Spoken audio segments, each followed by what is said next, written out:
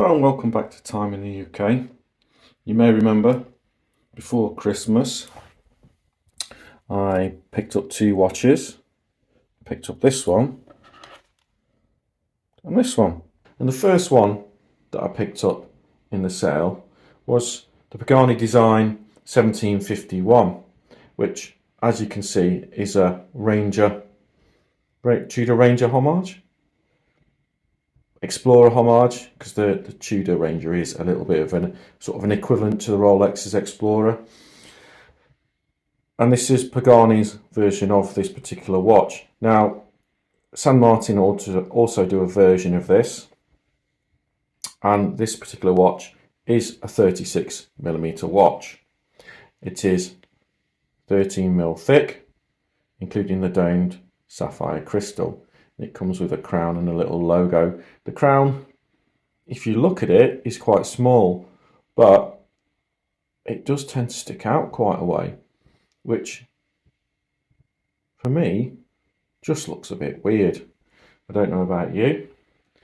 We've got a lug of 44mm. It's got a 20mm lug width, so obviously if you wanted to get it on a NATO or something like that, it will be easy to do so. We've got quite a lot of polishing to the case. Got a polished case there with brushed uppers. However, the bezel, the fixed bezel, is also fully polished. On the rear of the watch we can see we've got a display case with some information printed on there, the model number, stainless steel, 200 meters depth. It's an NH35 movement, so it's a nice, strong, solid Japanese watch movement, which is good. So it's pretty reliable. Bracelet wise, we've got a pretty standard oyster style bracelet with a Rolex style clasp. It's all very good, with some adjustment there. You would put your spring bar removal tool in there and slide it up, I believe, to adjust it.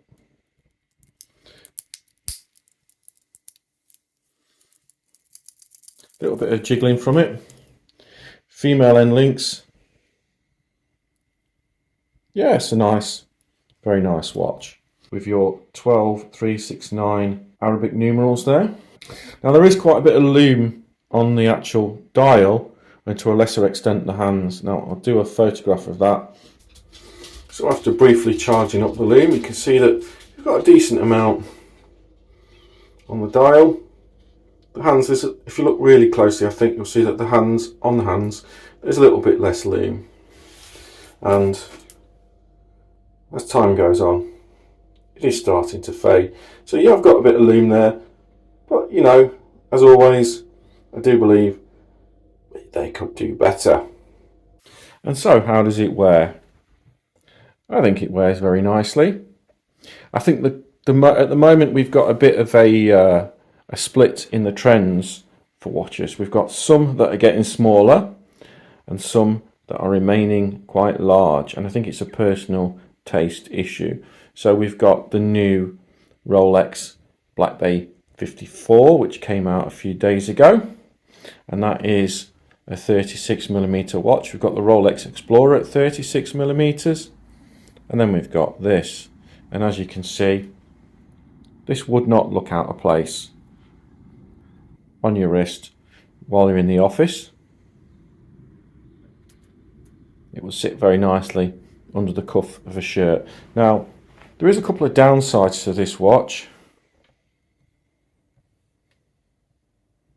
There are a couple of downsides to this watch, something that I would like to see improved. One of which is obviously the lume on the hands. It could do with just being a fraction better. And then the other thing really is the crown. Does the crown really need to be quite that deep? Could it not be a fraction smaller? And I realise it's fairly easy to access and wind, but is it necessary? And on the dial you can see that we've got a gloss finish on the dial, a bit of anti-reflective coating going on there if I catch the light. There's a gloss finish to the dial. Some people don't like that. Some people say it looks cheap, and I can see that point of view, but also I think it does tend to give this watch a lot of depth to the dial. It looks, in a way, a little bit like an oil-filled watch, or perhaps when you're wearing your watch in a swimming pool. It just seems to give the watch a little bit of depth, that gloss. However, would it look as good in a matte? I'm not sure. I'd like to compare. So what's the price point on this particular watch? Approximately 100 quid. It could be 120, 130. Depends really if you can get it in the sale or not. I think I picked this up before Christmas for around about the 100 quid mark. Just to note really that these things are also, as well as being available on AliExpress, are now starting to pop up on Amazon at around about the same price that you pay for them on AliExpress. So if you prefer a bit of a more solid purchase track, if you like, that's probably the wrong way of saying it, but if you buy it off Amazon and it isn't right, you can definitely send it back. AliExpress, however, it always is a little bit of a pain, isn't it? So there you have it, the Pagani design PD 1751 Tudor Ranger homage. I've been Time in the UK. See you next time.